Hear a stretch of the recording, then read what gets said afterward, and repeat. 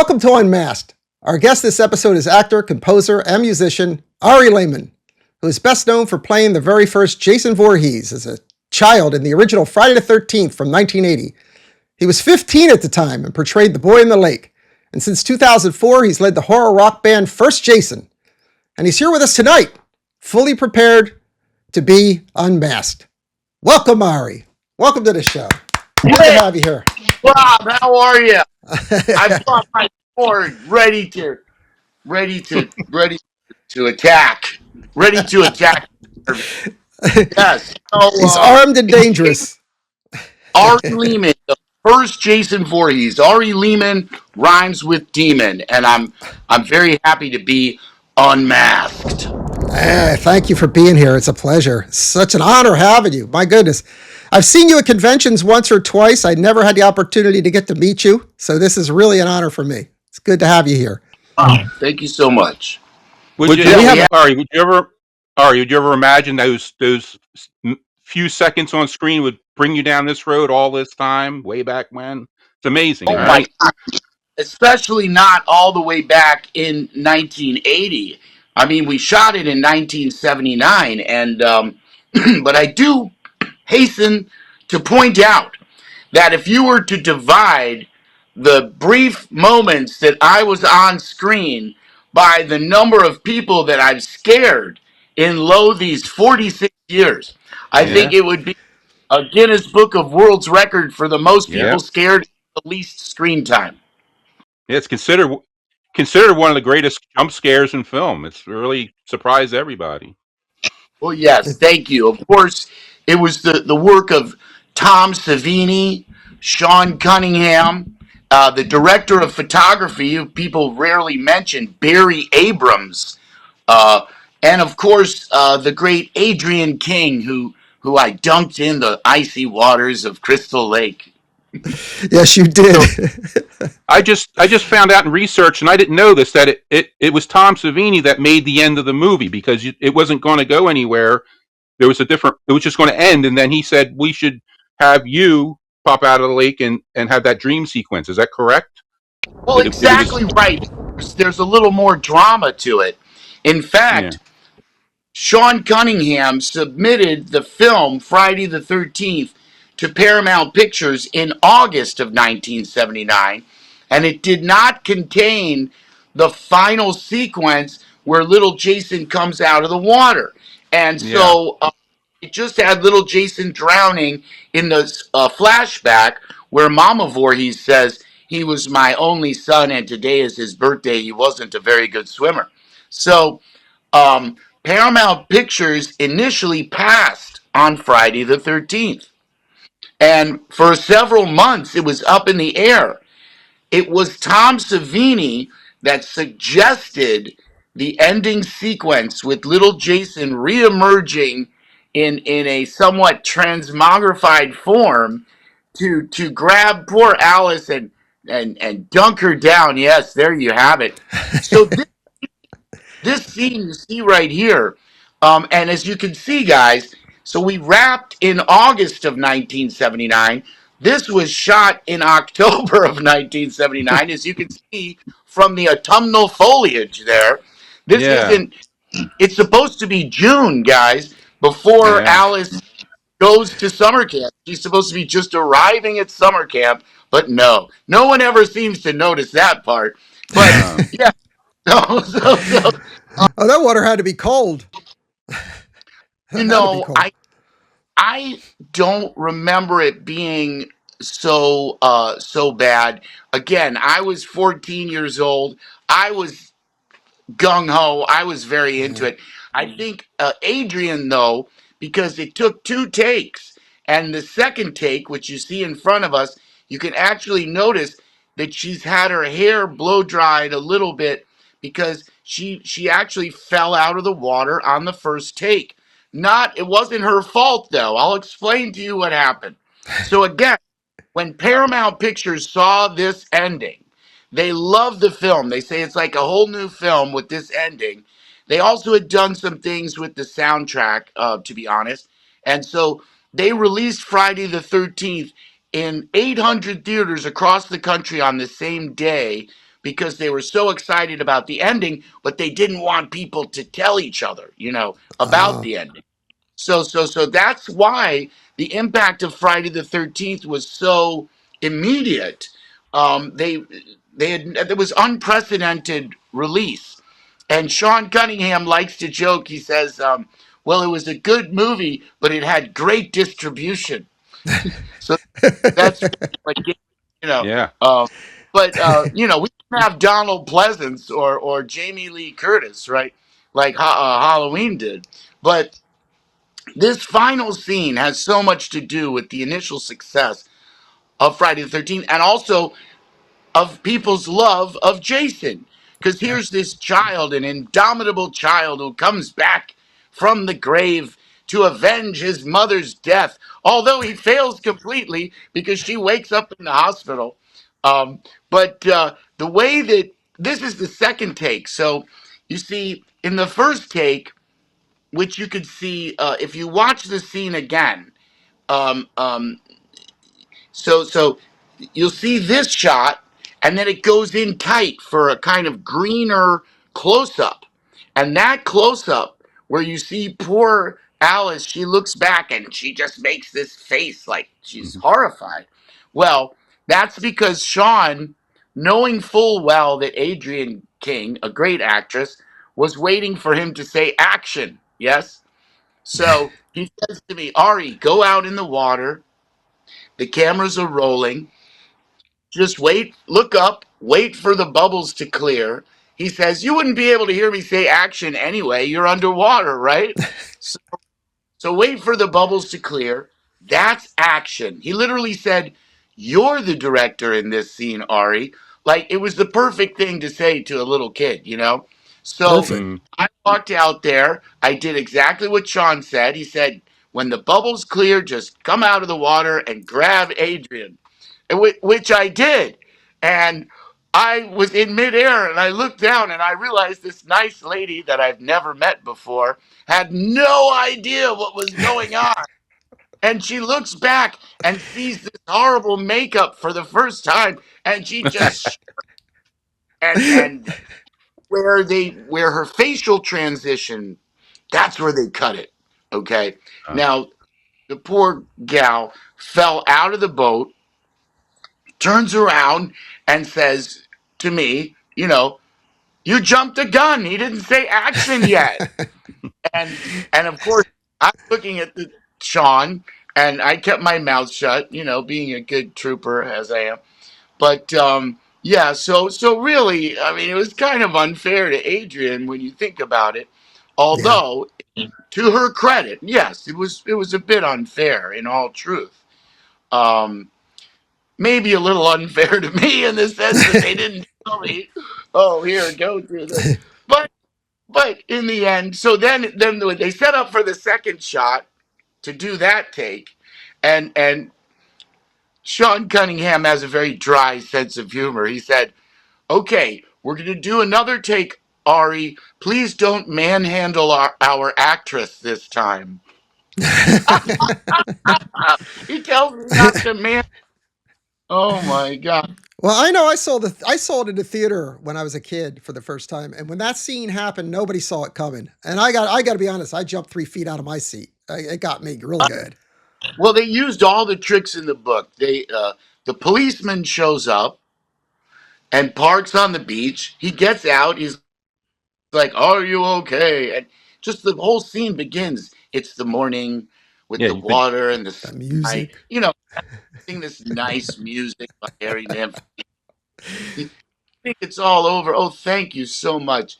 And then you zoom in, and they linger just a bit too long, and that's when uh, this absolutely muddy thing just emerges from the water, and all of our fears of swimming are realized in that moment. I often say maybe it's the strongest message is a water safety message. Sure. No I always doubt. teach little kids come up to the table, and I say, "Do you like swimming?" Yeah, there you go. Do you love swimming? I say, don't. I say, always use the buddy system. You see Yeah. there, Jason. He doesn't have a buddy. He's all alone there swimming. Poor kid. I always use the buddy system, and we make jokes about that in our music too. But use the Now, buddy system. A good Ari, rule. was that a 1 day shoot? You're on set just 1 day? How long did it take? Just 1 day or Now, multiple days? of course, the second, like we shot in August, okay, Yeah, and yeah. and it actually took two times because I showed up and the first time Sean didn't really like the way it looked. He felt that it looked too realistic and that people would just sympathize with this drowning child. So the makeup you see there, they've kind of deformed the nose and the eye and just they made it look a little more repulsive so that people would feel it was repulsive and also sympathetic. There would be like a mix of emotions, Hmm. and so in that scene, yeah, Tom Savini, yeah, that's the morning where I guess everybody had stayed up too late that night. Look, we both looked very tired, and yeah, no, this was see, he almost looks a little cute. It's a different nose, the nose is a little cuter. So yeah, they didn't use that from that, but yes, the whole process with Tom Savini, of course, designed the mask. So oh, your question. So each time we did do it in one take, though. So the second time, now for the drowning sequence I'm talking about, which was going to be the only sequence. Um, Now, when I was a little boy, the movie Jaws came out. Oh So yeah. so I lived in Connecticut, which is where Sean had his studios, and we lived in Westport, Connecticut, right near the beach. So I love to go swimming. I would even go swimming in the middle of the fall, and I just love swimming so much. But so my parents would often, eat a little food on the beach and sit there. So after Jaws came out, I sensed that my father had some fear about me, swimming. So I would be out there in the water, and I would act as if like I would put my foot up. It was a thing we did. You put your foot up like it was a dorsal fin, and, and then fall in the water and screaming, and pretending that sharks were eating me. Oh, and then I think one time I fooled my dad, and so that was my real audition for Friday the 13th. So when I got to the set, um, I just pretended sharks were eating me. And here's the funny thing is that if you watch it's the flashback where Mama is remembering and Jason is drowning. The last thing you will see, first you see the head and my hand goes up, and then just before I go down, you see my foot, which in my mind as a little boy, I was like, it was Jaws, it was the dorsal fin of Jaws. And so they go, cut, that's perfect, okay. And I thought that they were just rehearsing it. So I thought Oh, I've ruined the whole movie with my foot. They see that, and but then when I saw the movie, they used it. They liked it. I guess I don't know. that's hilarious. There's a little homage to Jaws in Friday the There you 13th. go. Fantastic. We had a couple more things there, Rob. We wanted me to pull these up. The makeup being Yeah. Did applied. you? Look at you. You're a I got a baby. question. Beanie's book, yes, it's a great book. Yeah. Everybody Did should get that one. Did you go to his shop in Pittsburgh to get face cast and all that, or? That's a great question. In fact, Sean Cunningham rented a place in Weston, Connecticut, which is a little bit more up in the woods.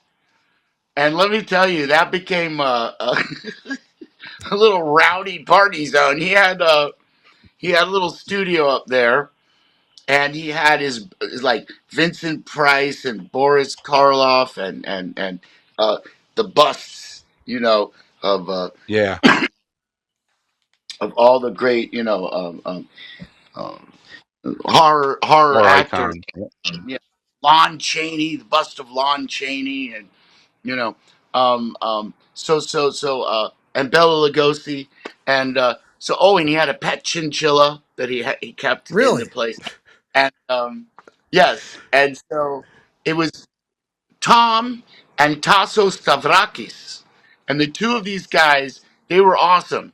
They were like the Cheech and Chong of horror. The two of them, they were so much to hang out with. They were funny.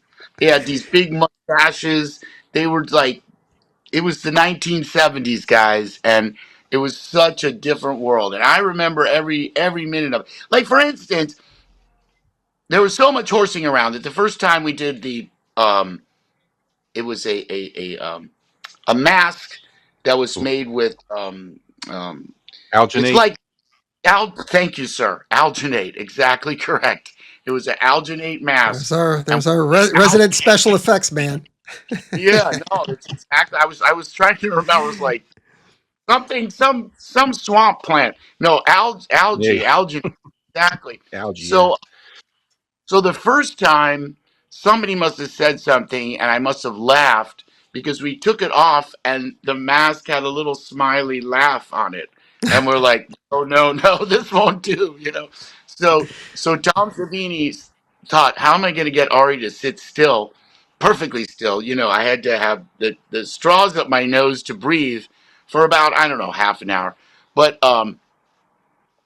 so he said, "Have you heard Jim Morrison and the Doors?" Knowing that I was a little musician.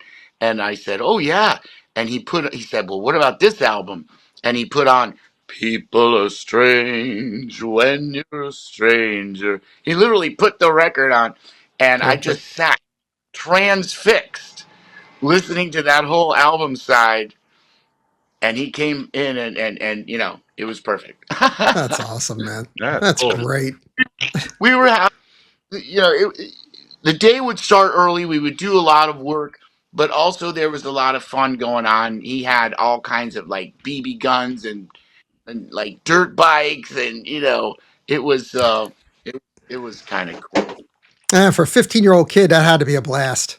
I can't even No, let imagine. me tell you, not just that. It was like being let in on the big boys club, seeing behind the screen of the horror special effects. It was fascinating. There was decapitated heads and severed limbs and explosive devices, weapons. I mean, it was like Best summer camp ever. a curiosity shop for what a great experience. I'll never forget that. And they they made me feel a part of what they were doing, and the camaraderie and the teamwork. I think a lot of that is what people always speak so highly of 80s horror films, and Definitely. it was there was such a different approach to it back then. We had no sort of pretense about fame or recognition. It was more like, oh, we have a job. you Yeah. know? Yeah, I'm working, right? Yes, oh my gosh, I can't believe this. Oh wow. That's I funny. You could talk about that one little part that that you had the impact that it had with the jump scare and everything Yeah. else. But you Cultural also have to impact. Yeah. remember that set the stage for all those sequels to come after that. I mean, nobody would have even bothered if that movie hadn't had the impact that it had. There wouldn't have been all those sequels. Those movies wouldn't have been around all those years. I mean, it set the stage. So you're pretty much directly responsible for that. Really, that last couple of minutes. Well, I was part of a great team, and I'm glad that I was able to be a part of it, and I never take that for granted. And yes, now Jason Voorhees is part of worldwide mythology and a part of American folklore, and it's really unimaginable. But yeah, I do think that um, Friday the 13th was distinguished by its capability to bring in people who maybe might not have been open to watching a horror or a slasher film prior to that, because hey, it's about mama, and Yeah. and and women really have a unique role in Friday the 13th, if you will. I True. often say, it's interesting. Men can't really do very much on the set of Friday the 13th. The policeman, he's worthless, and Kevin Bacon just gets himself, killed, and then That counselor comes all the way back in his Jeep just to get to get off. gas. And the says, I can't. I'll have to drop you off here. I have to go. And so but then there's these strong women characters like Alice, and of course Pamela Voorhees, played brilliantly by Betsy Palmer, Betsy. and shared my real mother's birth date, November 1st. Really? And women, the strength of the women characters, the women can do everything. And finally, they battle it out on the beach, and the police come, and they're totally ineffectual again. Like, what do those police do? And so they don't prevent, whatever occurs. And then I, again, being a man or being male gender, cannot succeed in even drowning Alice. She wakes up in the hospital where the doctor hands the needle over to the nurse because apparently men can't do anything on Friday the 13th. Never thought about that. The needle part. Very female. And I think that reflects Jamie Lee Curtis's role in Halloween. I think they were trying to pick up on that, and they liked something about that in their own way, but they wrote it in such a different way, in a more approachable way, in a more, if you will, relatable way. Michael is just pure evil. Oh yeah. Michael has no cap, okay, but Jason has mama. But Michael has mama issues. He's even For sure. got a Donald Pleasance there, a psychologist. You can't have a psychologist for Jason. You know, and even when you think about it, Mama was gone, and somehow in her insanity, we can relate to her. These Sure. freak. It's like Scooby Doo. Get these nuisance counselors out of here. Yeah. They're just meddling. They're messing everything up. And you feel for her because she lost her son at such an early age. Her only child. Yes, Sad. and the way he expresses that is so wonderful too. And so yeah, I think that's what it was. I think that they saw the slasher craze happening, starting with Texas Chainsaw, which is absolutely so out there and disturbing. Oh yeah. Okay, and there's no psychiatrist there, but then Halloween, the next level of, okay, this is about madness. But then when we're with Jason, in a way it's dialed back a little bit so that maybe everybody can kind of share. It's like a ghost story around the The campfire. campfire. Yeah. No doubt. Exactly. That's exactly right. Well, we have to talk about your band. I want to hear about your music. I'm a musician myself to some extent, so yeah, I'm so happy first, Jason. Now we just played a show in St. Louis and it was packed. We played with a bunch of great metal bands down there, and this weekend on Friday the 13th, we're going to be at Milwaukee Horror Con. We're going to be, doing their big after party on Friday the 13th, of perfect. course. And we got C.J. Graham there, and Melanie Kinnaman is there, and Judy Aronson is there. All the Friday the 13th. John Abraham is there. All these Friday the 13th people. That's in Milwaukee. But yeah, we got signed to CDN Records last year, and we did an album called Into the Fray, which is a collaboration with none other than the soundtrack composer of Friday the 13th himself, Harry Manfredini. I was going to ask you about that. Into the Fray, what happened was Cannibal Cam Schwartz, there's Harry, there he is. Yeah, the great, oh, I love that picture. It actually looks like I'm taller than him. He's much taller than he's a big guy. He's bending down to make you look tall. He is. He's a Which good egg. shows the sweet man. He's just the greatest person you ever want to meet, and what a fantastic artist. His work uh, in Friday the 13th, of course, he's inspired by so many things, but really deeply inspired by classical music and by modern classical music and expressionist Eastern European classical music, which you hear in Friday the 13th. And then, of course, he created the ch ch ch ah ah ah Right. sound, which everybody loves. Um, but so Cam Schwartz said, "Why don't you ask Harry and see what he'll do with this? If he would, give us an introduction or something." But so Harry sends us an introduction for each song. So we did 7 songs, and Harry gave us an intro for each song. So it Wow. makes the a really great listening experience. It Each is amazing. It sounds fantastic. I listened to some online. It's incredible. Thank you so much, man. Each metal and punk track is preceded by an instrumental overture by Harry that reflects the music itself. I can't tell you how much that meant to me as an artist. And then, so our new drummer is also an artist, and he did all the artwork for the album. So Oh, I was each going to ask you song, about that. Who did the artwork? each That's Crumpy. that's right. Yeah. Oh, he'll be so happy if you know. His name is Grumpy. Grumpy Hey, is a great artist. He's a tattoo artist, and he's based out of like the Kansas City area. So he had a lot of his people over there in the last show.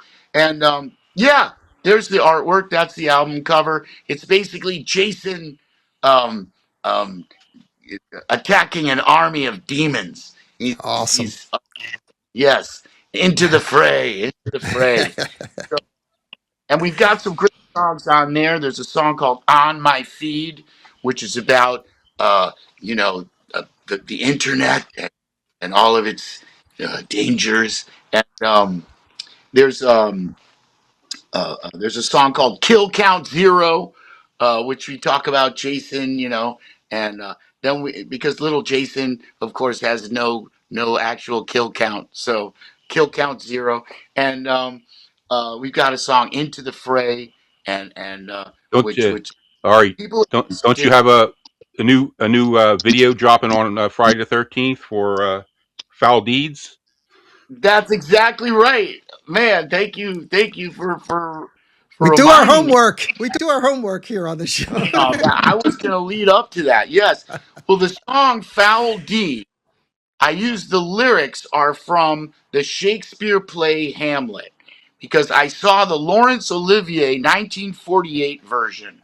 Now, it's like a horror movie. You got to watch this version from 1948, Laurence Olivier, because the director of photography is the same director of photography that did Horror Hotel, which we know as City of the Dead, which stars Christopher Lee. It's a great movie about Elizabeth Selwyn. So anyway, the sets of this version of Hamlet, the costumes, the sets, the lighting, the it's just horror. When the ghost of Hamlet's father in the beginning. It's absolutely amazing how they had no CGI or anything like that back then, but they do a great scene. And so I was inspired by the part where Hamlet says, "Foul deeds will rise, though all the earth o'erwhelm them to men's eyes. 'Tis now the Excellent. witching time of night, when uh, graveyards yawn and hell itself breathes contagion." It's amazing horror. Nice. Yeah, he says, "O cursed spite, that I was born to set it right, loosed out of hell to speak of horrors." Those are Wow. the words from William Shakespeare. I think that they were as fond of horror at the Globe Theater as we are fond of horror today. And I really think that the video. So Forever Entertainment, which is Anthony and Mandy Caimano, they wrote a great treatment. They got a. This is wild, guys. They found, just happened to find the place. The location is not.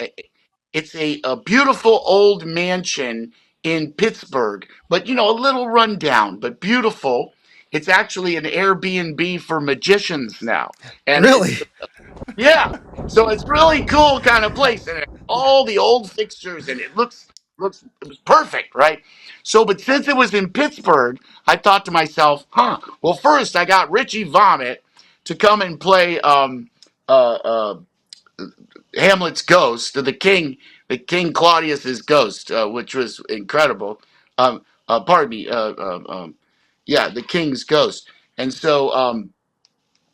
Then we thought, well, Pittsburgh, that's Savini country, right? So we reached out. It was because of Richie. Richie knows Jerry, the guy that runs Tom Savini's special effects school. Gary Gergen. So that's the guy. So they sent over 3 young students from Tom Savini's special effects school, and man, they did an amazing job. They got everyone in makeup. All the people brought their own costumes. Um, it was really wonderful, and it was Oh, a wow. fan-funded effort. So I mean, I think it's going to be a great video. I think it's going to be amazing. It's not going to have the kind of production quality of I don't know, some other ones. But, comparison is the thief of joy. What a wonderful experience we had together making that video. And in this era of AI, when heck, the band isn't even in most videos, I've got fans who are actually in the video with us, and Awesome. they can that. And what a wonderful experience. And as you said, how exciting that Anthony, as far as we know, we're literally he's about to send me the edit to approve. So we are planning to release it on Friday the 13th. So the Foul Deeds video will be Cool. out there Friday the 13th, and we really want everybody to watch that. And Definitely. yeah, and when you watch it, if you watch it, then please comment that you heard about it here on Unmasked, okay? Thank And you. leave a so that people can come and watch this show.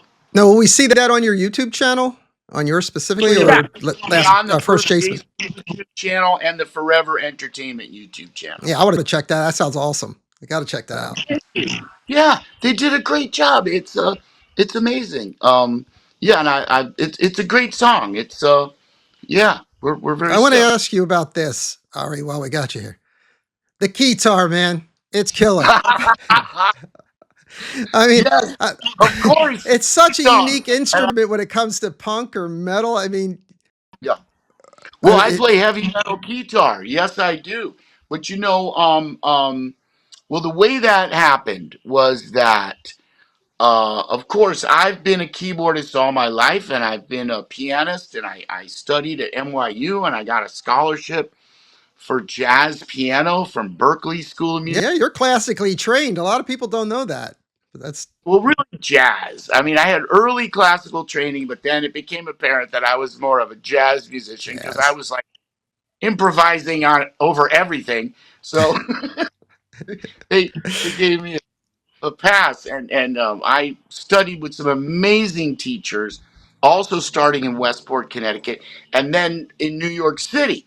Um, so then eventually, um, I did my first convention at the Meadowlands, and I saw all the horror fans. Um, Now, at that time, I had worked for Interscope Records, and I had also worked for Tough Gong Records because I was in the world music and reggae scene. Okay, Reggae, yeah. that that is where I found my career as a sideman in world music and reggae, even traveling as far as the Ivory Coast, West Africa, as a performer, which was very fortunate, all over the United States and Europe, and even got to go to West Africa. Um, Working with Tough Gong Records, which is Bob Marley's own label, and Interscope Records, Jimmy Iovine. So You can hear and those influences in your music, in First Chase's music. You hear a lot of those influences when you listen to the songs. I pick up on a lot of that stuff.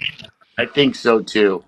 And Little Steven produced the record that I worked on for Interscope Records. So I worked together directly with him and learned a lot from him. Um, So at the Meadowlands, I had some of my reggae CDs, and people were picking them up, and and I could see, uh, basically the next day they came. I don't really listen to reggae, but this is great, and it dawned on me, horror.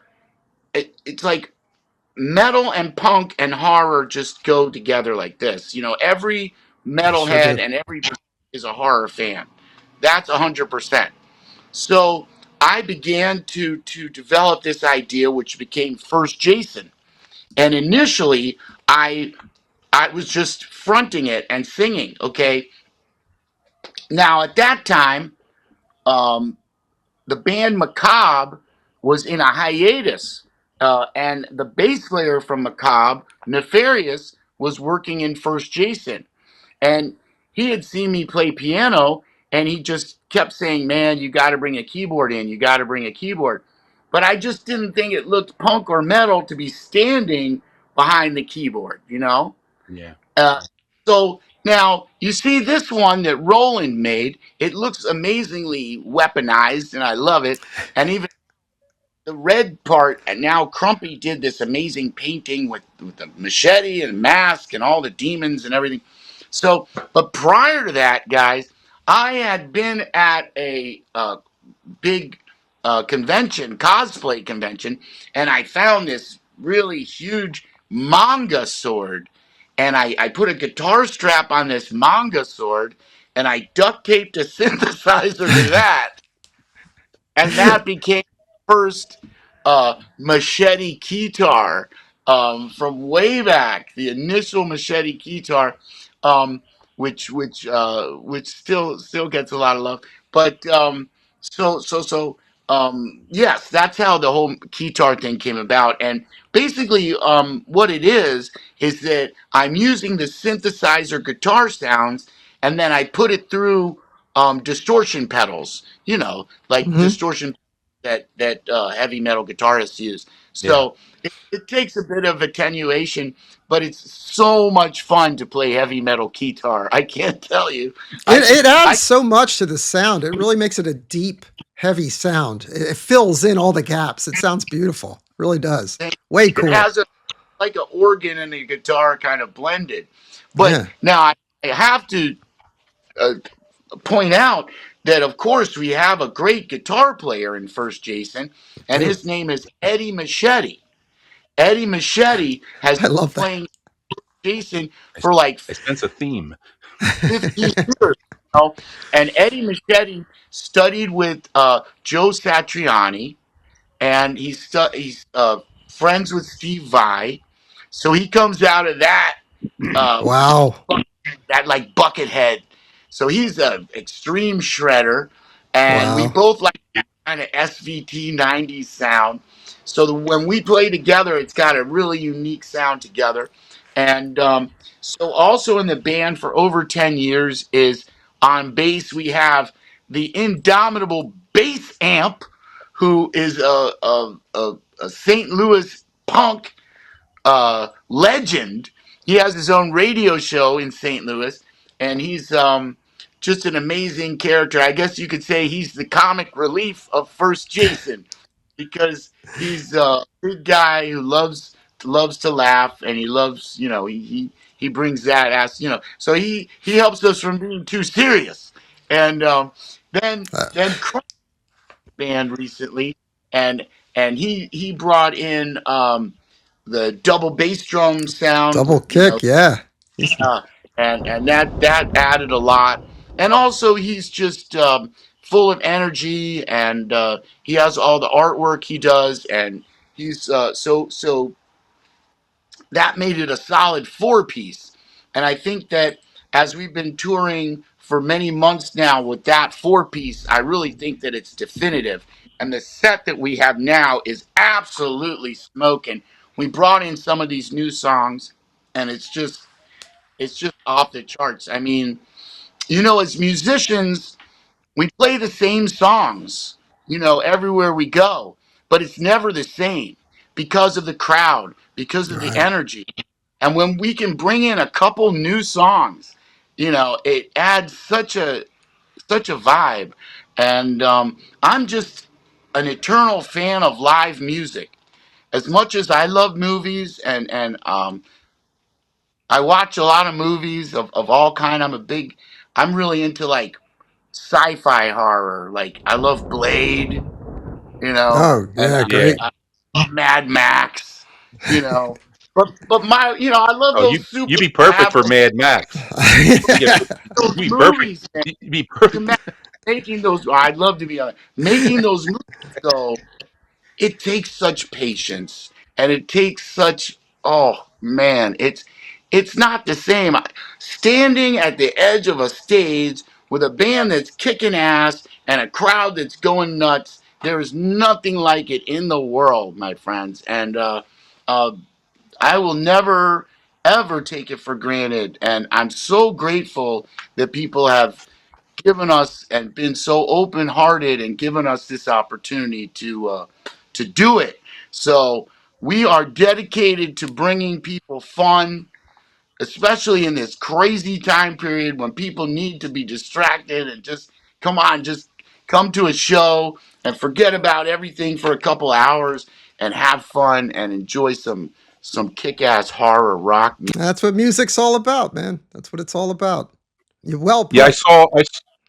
I saw in an interview. I was watching an interview you did a while back, and he had asked you about you doing conventions, which you have done, and you had mentioned that conventions are what they are. You had an opinion about them, but you like going out and having the days where you get to go to a meet and greet or something like that. Then you get to play at night and mix it all up and have that whole dynamic where you can have a day where it's not just sitting behind a table for 9 hours. You can do all these different things, use Well, sure. signings and things like that. Yes, I think everybody would agree with me, and in that sense that we want to be doing something current. Uh, um, Whereas it is a wonderful thing to be at a convention and meet so many amazing fans, and it's all about the fans, and I love meeting them. Um, but that's a celebration of something that we did a long time ago when instead, why don't you be a part of something that's happening right now and come Yeah. see the music, or even be in one of my music videos where you're really being a part of it. But that said, I can enjoy the convention experience, um, certainly, and I don't want to I don't want to be characterized as um, um, seeing it for anything other than what it is, and that is an opportunity to interact with the fans and to Yeah. Well, actually that's the meet them. thing. You have now with the band now established. You can go out and do a store appearance or something like that, or a convention. But at night you can play, so you get both worlds, and people Yeah, get to see you doing no, what I you. love Yeah, it's that. good. It's a mix.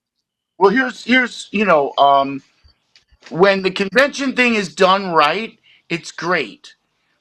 The thing I don't like seeing is people being overcharged.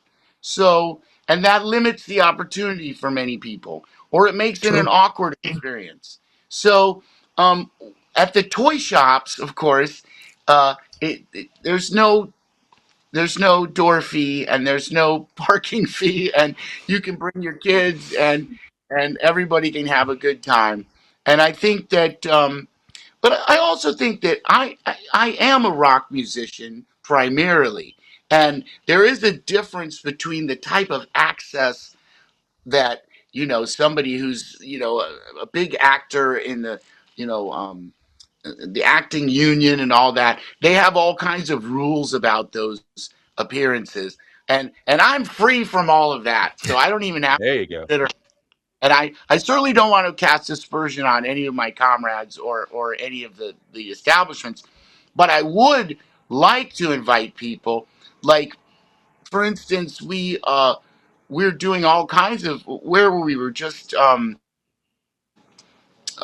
okay. See, I can't. Where did we just go? We just went down to St. Louis. So just before that, we did a toy shop, and then we did the appearance, and then we did another toy shop. So it's like yes, there's so much flexibility that we can do, and we can reach so Flexibility. many Yeah. people. Well, what you said, Ari, was a good point because Rob's actually been motivated to start his own small Halloween market to try to offset, how big everything else has become for locals and where he lives. So he's been working on that. So he kind of sees things the way you do, I suppose. I'll tell you this: I have seen the collectibles market seems to be growing for a lot of reasons. People are really getting into collectibles. Um, you've got uh, you've got the shops that are doing well, and then you've got the everybody's doing, what is it called, whatnot, and that's doing well. And then there's also collectibles organizations that are primarily doing charity auctions and stuff like that. So there's a lot going on there, with the Funko Pops and the masks and the machetes and the autographs. Gosh, wow, baseball cards have picked up. I was at the Nationals. Um, uh, uh, my buddy walked out. He came back. He said, "Oh, I just saw a Hank Aaron card for Wow. $75,000." And then they saw a Willie Mays card for $80,000. I'm like, what? Wow.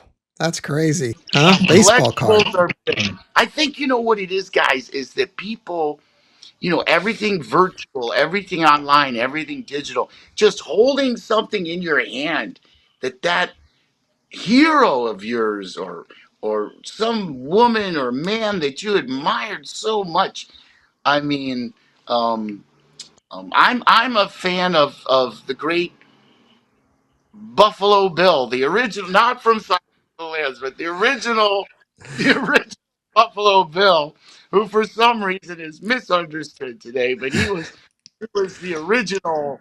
He was the original rock star, man, and I actually have a piece of a letter that he signed. So, Wow. so so to me, uh, that's mind blower, and I can understand how people love to have something real that's actually a Yeah. part of it. Speaking of And speaking of speaking of collectibles, which, is right, there any Rob?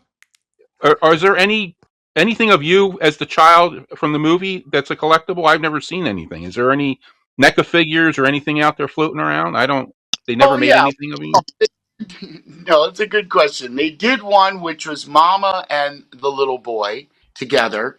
Oh, That was a figure. It was Mama Voorhees and little Jason. And then there was a screen grabs, but other than that, they really have not done. They haven't done a little Jason Funko Pop.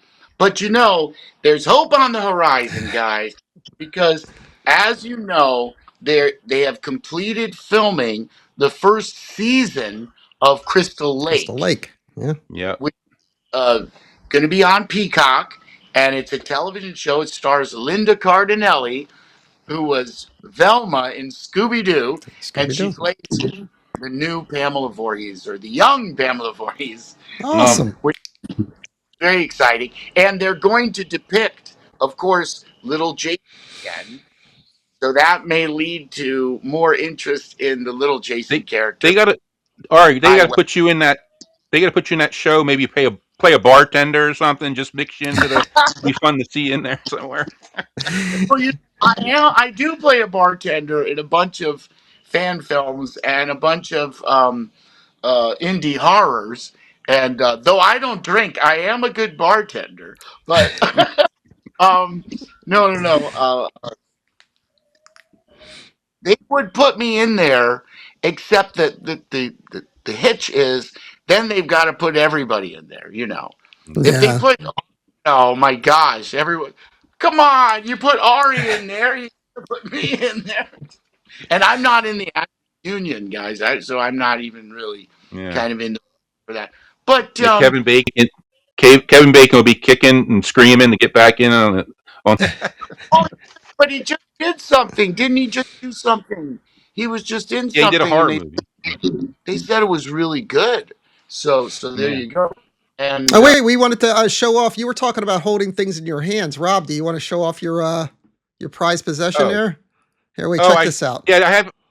I've had this for 46 years. I bought it when I was about 13 in 1980 off the rack, and I've had it ever since. And I remembered I pulled it out. But yeah, it's when you were on the Famous Monsters back in the day. Oh, of With course, you. man. Famous Yeah. Monsters. When that cover came, I was so proud. My gosh, I That's was so awesome. proud. I think I showed it to my mom and she screamed. That's awesome. Yeah, Brow's been carrying that around with him forever. And also, they had me in Fangoria magazine, and the great Tony Timpone um, did that. But back to acting roles. I mean, there is something that you could check out, which I highly recommend, and it's the Barn series, in which I play Dr. Rock, who's basically myself. He's like a 90s video DJ. And at first, you only see him on the TV because he's advertising this concert. That's in the Barn 1. So they liked it so much. In the Barn 2, which also has Doug Bradley, Linnea Quigley, Lloyd Kaufman, and Joe Bob Briggs, and Darcy are in that one, Wow. and uh, that's really good. And so Doctor Rock in that one, I get to kill zombies with my keytar, yeah, Nice. and a nail gun. It's good. So check out the Barn 2. But now they're just about to release the Barn 3. I think that Dread Central just did a review, I think it was today or yesterday, about the release of the Barn 3, which I'm also in, which may surprise people because it seems like Dr. Rock gets killed in the Barn 2. By, he's covered by a pile of zombies. But, Dr. Rock is in the Barn 3, That sounds very great. transformed, totally Yeah. transformed. That sounds all right. That And he sounds was great, but yeah. That sounds really great, but back in 2014, you were the postman in Easter Sunday. What was that about? That sounds horrifying. That sounds horrifying. I love the ad Easter Sunday. It really was a pretty good movie. That was done by a group out of the Washington D.C. area, and they did a darn good job. They invited me out to play the postman, and then I guess they said, "Oh, Ari can act." So they said, "Here, do this final scene," and they gave me a Ouija board, and I did this conjuring of some demon, and yeah, it went good. That sounds about right. Sounds Yeah. Yeah, there's a lot of fun independent horror movies out there, and I think we should all support that scene in the same way that you support rock bands, because it's like when you go sure. out to see rock, you're going to find some that you really love, and you're going to find some that you think are not so good. Uh, but that's part of the fun of it, because some people love, some real B horror movies that other people might not love so much. But to me, it's a place where people can really express themselves, and there's maybe less of a judgmental environment than in Agreed. the real Hollywood world, which can be very just so harsh on everybody. But True. of course, there's a reason for that, I suppose, because there's such, well, I mean, the effort is to create things of excellence, and I think that everybody wants to create things of excellence, and but I don't think that we should have ever stopped people from creating whatever they can. Like, would we stop Ed Wood from making Plan 9 from outer space? No. Of You course. I know, hope not. no, let's not stop. You know what I'm saying? I love that No, movie. it's like anything. Let everybody have fun and express themselves. Well, we've reached the portion of our show where why it's called Unmasked. I'm going to ask you a few questions. If you can answer Okay. as honestly as possible. You ready? All Oh right. yeah, I'm First thing always I as want to know, and this is just for me mostly, is how the hell do you keep your hair looking so good? Because look at me. so nice. Look at this. Oh man, that's nice to hear. Yeah. Oh man. No. What I say is Jason never dies because it's henna. I use henna. Henna. There it is. See, Henna. that's what I was looking for. I use henna. It's a Brazilian henna cream that you can get at most Whole Food stores and health food stores and whatever. Yeah, no, All right. it works good. Yeah, Tell my wife we're going shopping tomorrow. get some henna, I'm gonna man. get some henna. Air tips Uh, from First Jason. look at that. Next Yeah, question. no, if Oh, I God. use the stuff, if I use like just for men or whatever, it irritates me. The henna is actually good for your hair. It actually is, so yeah, go for it. Henna. Perfect. All right. Another good question is bands, music.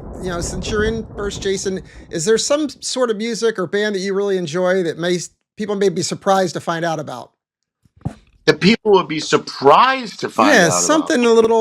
something they wouldn't think you'd listen to in your off Hawks, time or seagulls, anything. something. Well, I guess. How about Santana? There Because you I go. love Santana. I love Santana, and I love the world music scene. I mean, there's so much music that I listen to that it would probably be very surprising to people. I listen to a lot of African music, a lot of Latin music. Um, I think Bad Bunny is amazing. um, I'm a huge fan of There's world one. music and funk. Funk bands. I listen to Sly and the Family Stone. I listen to Parliament Funkadelic all the time. Yes. James Brown all the time. But Motorhead and bands like Motorhead that I'm listening to a lot. Who do I like? How about Devo? Devo. Is There you go. excellent. Da, da, da, da, da. No, amazing band though. Just one of the best bands. Nefarious from Macabre, and they. Well, how about Macabre? Macabre is an amazing murder metal band. Or here's one that people probably haven't heard of. It's called 10 Foot Ninja. 10-foot ninja. 10 Foot Ninja. They're from Australia. Yeah, you know them, Rob? And they No, they never they heard of 10 foot. prog metal with world music. Okay, and then there's a new band out there that I think is really good. They're called Psychedelic Porn Crumpets, and I'm not kidding. They're called I love Psychedelic. it. I was getting this tattoo. Okay, it's a dragon tattoo, and they were playing this music, and I was just, what is this music? And the kid who was running, he was like, "It's Psychedelic Porn Crumpet, don't you?" But anyway, they're people from our generation, guys, would dig them because they play really groovy rock, and it's like riff rock, but it's psychedelic and it's fun and it's, I don't know. That's just somebody. But the list goes on and on. How about the Who from Mongolia? Are you guys listening to the Who, the HU from Mongolia? Another great No. band. I Missed could no, that I one. could. That's a rock band from Mongolia. Or what about Skin Dread from Wales? That's a ska rock band. I mean, just it I hope goes you're on. all writing this stuff down out there. So. I could go on forever. We have such eclectic. I personally have very eclectic taste. If you're in the van, okay, with First Jason, you're gonna hear bass amp is gonna play Ramones, okay, and Yay. Eddie is gonna put on Joe Satriani. I mean, you think of the like the the range there. Yeah. Um, I'm probably going to be listening to some artists from Africa like Fela or King Sunny Ade. It goes on That's forever. great. And this is one of the cool things about our time period in that we have Spotify and Apple Music and all that great stuff. And as we're going through the country in the van, we can really get an opportunity to listen to whatever new things are coming out and just go on, because we've got plenty of time to kill.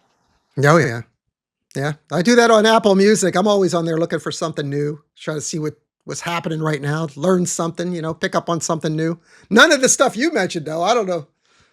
I mean, once upon a time, we would have had to have the physical media with us. Yeah, Now, I love physical media, but in the van, that's impossible. yeah. All right. Well, hey man, you answered that question in spades. You crushed Yeah, it. man. And the next thing I wanted to know is, I guess, a little more personal question. Do you ever wonder what trajectory your life may have taken had you not been able to swim? Yeah, well, That was the question God, he asked you, right? Sean asked you that to hire you. He said, "Can you swim, kid?" And then he took you in, right? Yeah, I mean, who knows, right? You ever think How about that? Ari, Ari, how I far were you in the water? Were you just like was you were standing on the bottom? Like how deep was it there when you were doing the scene? no, no, no. Yeah, when the first shot they have her in the middle of the lake, but then when we're Yeah, doing our sequence, we're right over by the dock because they were standing yeah. on a dock. So maybe it was like four something feet of water. So I'm able Okay. to push myself off Yeah. the bottom. Yes, people have asked me, like, was there some mechanism? Which no, and there was no scuba equipment either. It was, and oh gosh, I love swimming, and I've always been a little swimmer. I was on the swim team when I was a little boy, so and I just loved living near the beach, and I just love swimming. So yeah, I recommend everybody go swimming as much as you can. And use Good the thing, butt. right? It worked Oh, out for you. yes. Yes. You see? Swimming lesson. Well, Ari, thanks a lot for joining us tonight. I really appreciate it. This has been a pleasure. It really has been. Yes. Unmasked. Unmasked. I want to say to everybody that what the world loves about America is our movies, our rock and roll, our sports, our fun, our good times. Let's let's all remind the world about that, and let's be a part of that, and never forget that, and always remember that because of the fans like you and guys like Rich and Rob, that they're doing these podcasts that are keeping the legacy of Jason Voorhees alive. You heard it here. You heard it right here. Thank you, Ari. Thank you. Jason never dies.